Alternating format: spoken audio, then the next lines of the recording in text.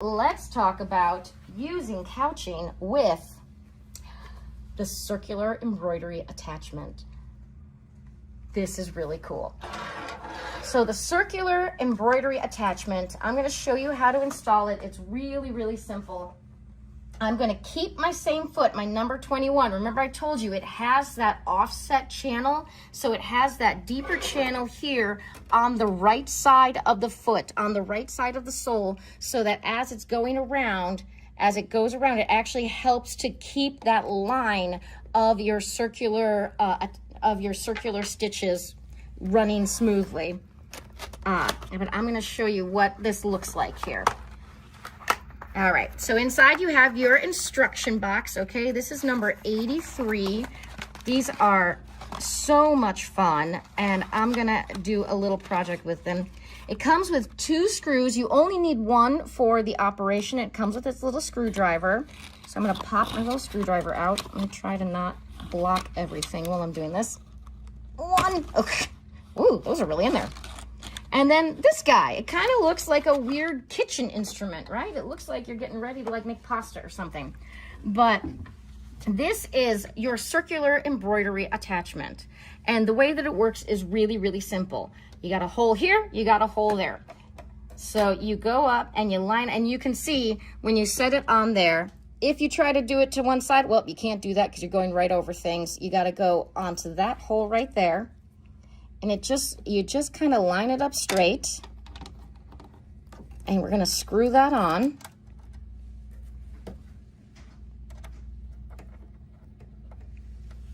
All right, I'm screwing that on. Again, like everything with Bernina, you don't have to put the whammy down. We're just making it firm, so it's just not moving. And now we have this little guy right here. You see this? And it's got a little grip here, and that is so that you can, do you hear that? So there's these little clicks here that actually will increase and decrease your area of your circle that you're doing. So what I'm going to do is I'm going to take this big blank part here. So you can see where my stabilizer ends, and I'm just going to kind of do a little fold in the middle. I'm not going to do a lot. I just want to make a little crease, a little finger fold there. And another fold here. And I'm just finding my center point. That's all that I'm doing. Can you see those little folds there? Excellent. Okay. And so what I do now is that there's this little silicone rubber piece on there.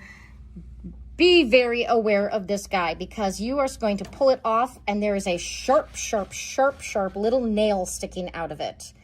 Trust me, I know it's sharp. I accidentally grabbed it this weekend. So don't forget about your little rubber piece. We're gonna be putting that on afterwards. So what I'm gonna do is I'm gonna go underneath my couched material. And it's a little bit tricky, and I wanna feel where that needle is, and I'm gonna find my little center mark here, just about right there, and I'm gonna pop it through. And so now, and I can take my little silicone part, find that little hole, pop it back on there. And so now what's going on, remember we have those little ratchets on the bottom there. We can increase our circle diameter, and we can decrease it. I think that the smallest circle this will make is it's just under 2 inches, and the largest one it's huge. It's like a 12-inch circle. It's enormous. It's like the size of a dinner plate. So, dinner plate. If you want to use this for placemats, this would be so fun to use for a placemat. We're getting so many ideas, you guys. Okay. All right, so what I'm going to do is I'm actually going to go ahead and take out my yarn right now. I realize now that I had a different plan for this one, because I have here, this is again from my personal stash, my cross-stitch stash. This is just DMC metallic thread. If you have ever used DMC metallic thread, you know what a nightmare it is to use. But I'm going to show you how even the most obnoxious and annoying threads can work really well. with this couching. Now, I'm going to tell you a little secret here. I'm going to show you. So this is my sample that I did to show you how this works. And you can see I was using my little DMC embroidery floss. So one of the things that you have to be aware of is that because you're going to be stitching in a circular motion, again, you want those forward moving stitches. You don't want anything that's going to go backwards a lot. But also, if you see, do you see how like these kind of wrinkled up? You can probably see better from the opposite side. You can see how the stitches actually pulled in my fabric and created these pulls and these puckers here. I have a solution for that. I'm gonna try to have a solution for that. So because we're doing these decorative threads and because we're doing these decorative stitches, even with the stabilizer, there is going to be a slight draw in that happens. Stitches just do that. They push the fabric around. Again, it's organic, it moves, it does its own thing. So it's always recommended that when you are doing this, like say you're doing this as piecing for a quilt, you're doing a decorative part on a pieced quilt, you always want to start with a larger piece than what you're going to end up with. Start with a larger piece, finish your stitching, and then trim it down to size.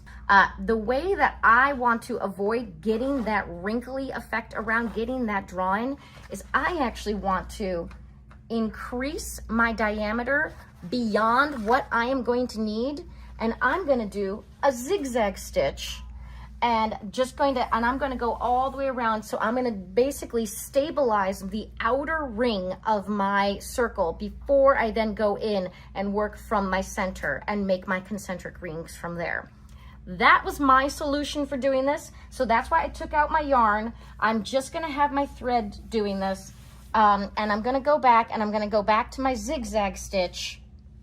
And I'm going to go ahead and put this back to its, there we go. I just put it back to its default settings. That's all I had to do. Remember, anything in a Bernina, anything that is in a yellow box has been taken away from its default settings. So we're just putting it back to default settings. And you can always put it back to default by clicking on the yellow box. So you never have to worry about things just like suddenly changing on you. It's really wonderful because I don't know about you, but I am one of those, I'd like to push all the buttons and mess with all the settings, and then I go, oh no, what did I do? But we can always get it back to default. Don't worry about that. All right, so I'm gonna go ahead and I'm gonna start by just stabilizing that outer ring. So all I'm gonna do is get it sewing. And you can see, I don't have to do much of anything while this is going. I'm sort of just kind of smoothing it around. You can see that there's, oh, and I'm getting caught on my embroidery unit. There we go. You want to make sure that if there's any kind of bubble or anything like that, that it sort of smooths out. With the stabilizer, it doesn't move a whole lot. And you can see that that right side of that foot is just pushing me around in that circle and making it just wonderful. So I'm just going to go ahead and just sew right over my initial stitches here. I'm going to pull up my bobbin thread because I like the way that looks better. As a quilter, it's one of the things I do. There we go. And so now I've just stabilized my outer circle. So theoretically, this is going to be bigger than what my final project is going to be. And then we're going to go ahead, and this is the tricky part here because you can't pull your threads out. So because you are tacked in place. So what I do is I'll take my scissors or something short and I'll pull my upper thread and give it a trim. And then I go underneath, slide my bobbin thread, slide that forward, there we go. And I'll give that a trim. And now I have my threads all cut and I am ready to go. Again, so many times I tried to pull on this and all you do is move it around and I'm like, oh right, I am tacked in place. All right, so we are now tacked in place. So now we're gonna start doing our fun decorative threads from the center, for our fun decorative stitches from the center out. So I'm gonna get and you can see, remember how I said don't get the ones that are plied that like to unravel on you? I'm showing you, this is probably the hardest, trickiest, most annoying thread you can possibly try to use. And I'm gonna try to do this without taking the foot off. I don't know if I will be successful, but here we go. get my seam ripper and push those little threads into there. Get in there. Get in there, buddy. Always so fun. Anybody else here ever cross stitch with these metallic threads? Woo! Makes your hands hurt. There we go. So I got it. So it is a 6 thread. It's a 6 thread embroidery floss. There, I remembered words. And so now within our stabilized circle, now we get to just have fun. So like I said, the smallest circle you can possibly do is right around 2 inches in diameter, right around there. Of course, it's Bernina, so everything is in metric. And we're just gonna start, when you go for the smaller diameter circles, I go for a simpler / perhaps smaller decorative stitch. Because you're going to be getting some overlap. So I'm just gonna go ahead and do this one right here. This is 701, very, very simple. So I'm gonna start by making sure, I'm gonna put my foot down, I'm gonna make sure that all of my threads are going through that channel, and I'm gonna show you how I start and stop this. So here we go. It's gonna be a little bit weird because we are doing the smallest diameter one possible. So it is teeny, teeny, tiny.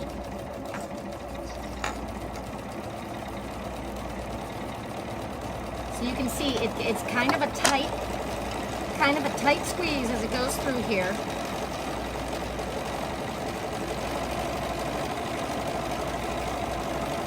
Very cool though, very, very cool.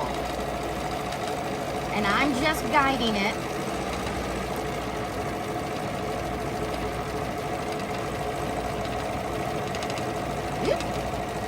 So, we've got this tiny little stitch, and we're going to be coming up to, this needs to go faster. We're going to be coming up to our beginning spot here soon. How do we begin and end? And this is kind of a tricky thing. So I'm going to say you've got a couple of options for starting and stopping your stitches right now. I'll show you what I've been doing. Ooh, oh, oh. Look at that. I wasn't paying attention to my couch thread and I just sewed myself in place. Did you guys see that? Oh, so bad. Oh no. This is what happens when you don't pay attention to what you're doing. I am so in place. We're probably gonna have to pause right now. Well guys, that was a great example of how you really have to pay attention to your couching threads as you're going, especially with the circular attachment, because it's going to be sewing back around on itself. I have gotten my stitches removed and I'm gonna actually just go ahead and start on a new row here. I am holding on to my couching stitch, my couching thread right now. This one is wiggling like crazy. Look at it go. But you can see, oh, look at how beautiful this effect is. I want to just really quickly, I know I'm running a little bit long. Can you believe it? I talk too much? Insane. So I'm doing just a really simple, I just did stitch number 303. It's just this really simple kind of cross pattern on here.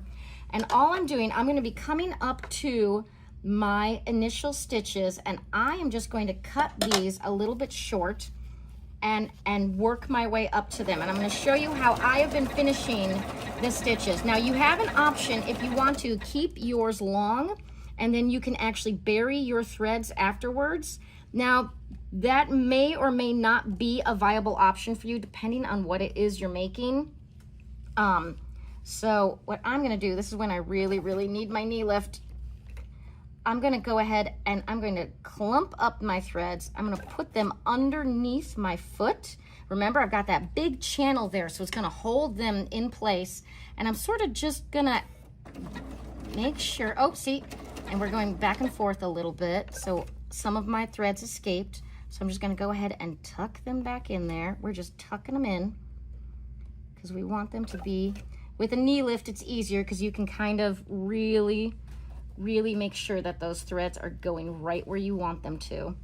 And now I just want to sew over my initial threads that I started, and I'm gonna slow down and I'm gonna really watch to see when am I going to start stitching over my first stitches. I think I have right about there. I'm gonna hit my knot, and I'm just gonna secure everything, foot up, needle up. Again, we're going to slide our everything forward to cut it. And then my bobbin thread also, slide that forward and cut it. And now, hopefully, you can see where they got a little bit messy there, but I will unpin this for you. So they got a little bit messy, but you can see where we can actually take, if you have some duckbill scissors, I'm gonna put this back on because again, my finger found this little tack this weekend, and oh my goodness. You can actually take your duckbill scissors and you can cut any of these little kind of flyaways that are happening there, and you can just cut them nice and flush, and you've got a little bit of overlap there, but that's what I found to be the easiest way to finish off this circular stitching. Just go ahead and stitch over yourself a little bit. You'll have a little bit of bulk right there, but that's fine. And you have so many options. And so that is circular couching.